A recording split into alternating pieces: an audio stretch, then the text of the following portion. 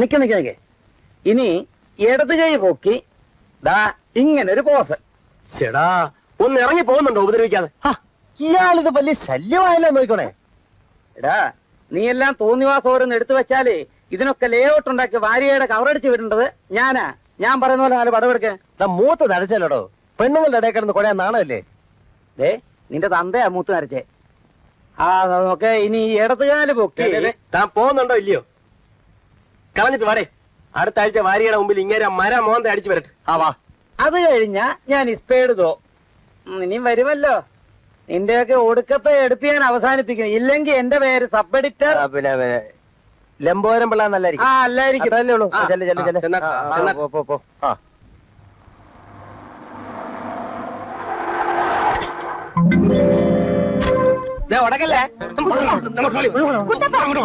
തന്നെ എന്റെ സ്റ്റാൻഡ് കിട്ടോടാ. പിന്നെ എന്റെ അടുത്ത്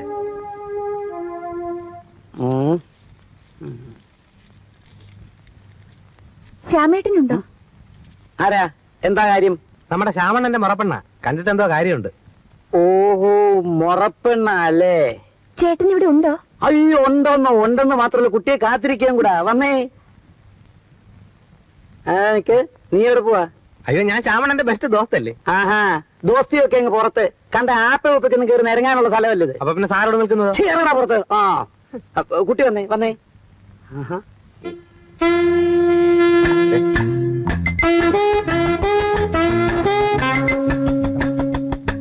ശ്യാമേ, കാണാൻ ഒരാൾ വന്നിട്ടുണ്ട്.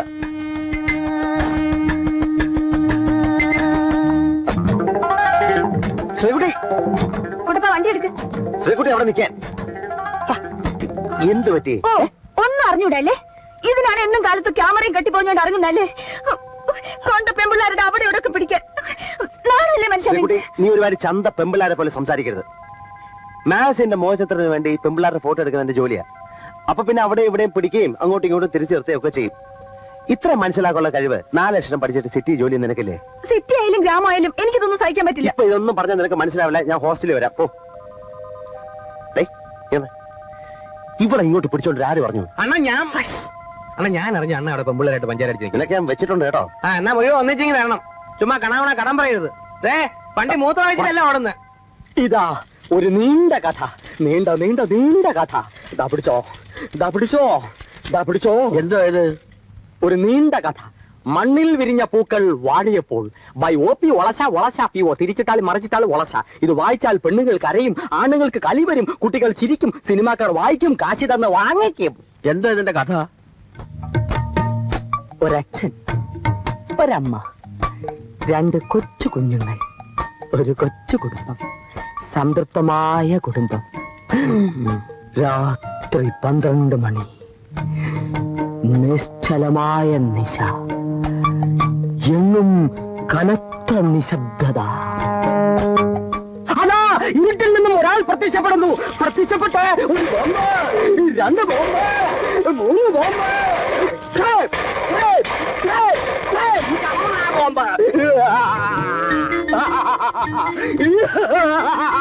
നിർത്തറയുമ്പോക്കി തോന്നി ദിവസം കാണിക്കാൻ നിന്റെ പറു ചന്ദ്രൻ വിചാരിച്ചോ? അയ്യോ, സാറിനെ ഒന്ന് ഇംപ്രസ് ചെയ്യാൻ വേണ്ടിയായിരുന്നു.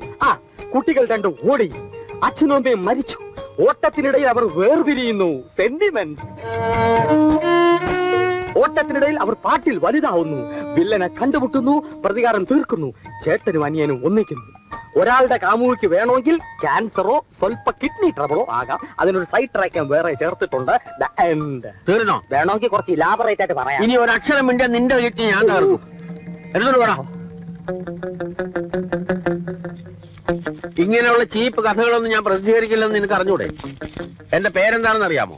അറിയാം. MTE ദാമോദരൻ. മഹാനായ ടൈം എഡിറ്റർ ദാമോദരൻ. മഹാതെണ്ടി എരപ്പാളി ദാമോദരൻ എന്നും പറയും. നിന്റെ തന്ത പറയും. പുള്ളിക്കാരൻ പറയും. നല്ല വിവരമുള്ളവനായിരുന്നാ നാട്ടുകാർ പറയുന്നത്. നാട്ടുകാർ പറഞ്ഞു കേട്ട അറിവല്ലേ നിനക്കുള്ളൂ. നിന്റെ തള്ളയൊന്നും പറഞ്ഞിട്ടില്ലല്ലോ. മനുഷ്യനെ വെനക്കെടുത്താതെ പോകാം. സാർ ഏത് തരത്തിലുള്ള കഥകളാ പബ്ലിഷ് ചെയ്യാ? ആധുനിക സാഹിത്യ സൃഷ്ടികൾ, അല്ലെങ്കിൽ ശുദ്ധഹാസ്യം. അതുമല്ല കുറച്ചും കൂടെ കീഴ്പോട്ട് ഇറങ്ങുകയാണെങ്കിൽ നമ്മുടെ എന്റെ ഇന്നലകൾ പോലെയുള്ള സാധനങ്ങൾ. നിന്റെ ചുളുവരട്ട് പണികളൊന്നും എന്റെ അടുത്ത് എടുക്കണ്ട. ഇപ്പോൾ ഞാൻ പോകുന്നു. പക്ഷെ പൂർവാധികം ശക്തിയോടെ ഈ OP വളച്ച തിരിച്ചു വരും. ആ ഏറുപടക്കം കൊണ്ട് ഇതിനകത്തേക്ക് കയറിയേക്കരുത്.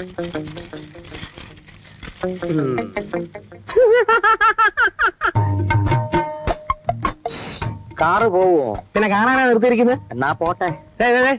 അതെ, അങ്ങനെ ചുമ്മാ പോട്ടെന്ന് പറഞ്ഞാലൊന്നും പോകത്തില്ല.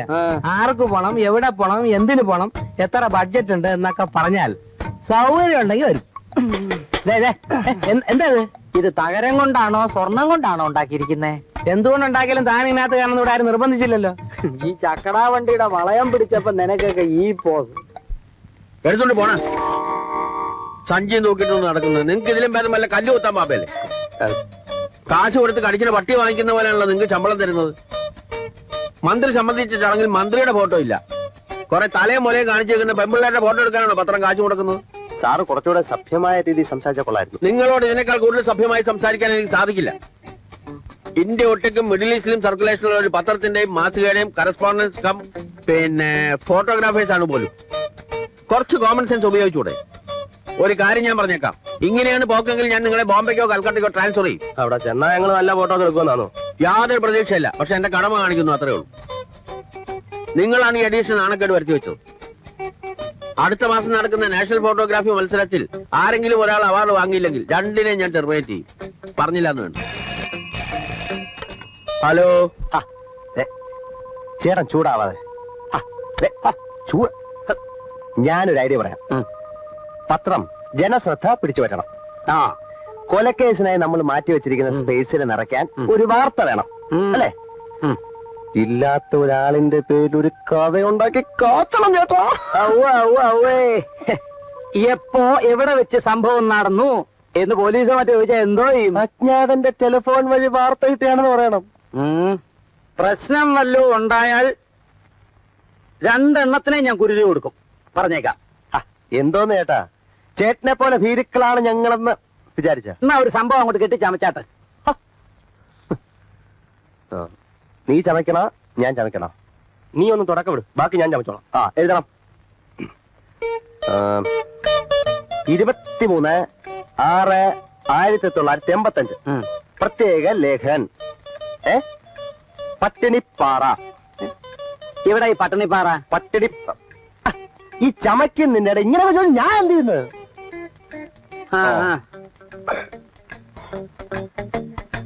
എട്ടുവീട്ടി തറവാട്ടിലെ ഇപ്പോഴത്തെ അവകാശിയും അനേകം തൊഴിലാളി കുടുംബങ്ങളെ വഴിയാധാരമാക്കിയ ഒരു ചരിത്രവുമുള്ള എട്ടുവീട്ടിൽ രാഘവൻ പിള്ള ബുധനാഴ്ച രാത്രി 4 ഹരിജൻ യുവതികളെ ബലാത്സംഗം ചെയ്ത് കൊന്നിരിക്കുന്നു. അത് മതി.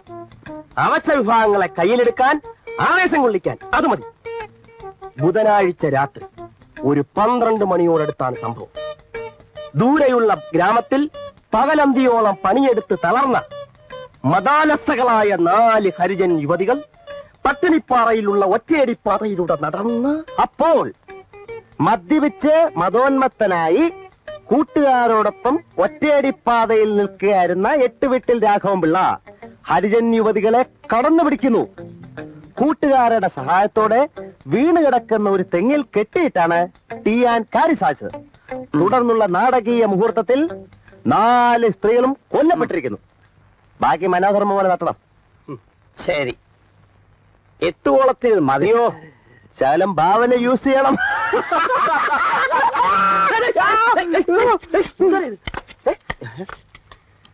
എന്തറിയോ പോയില്ലയോ?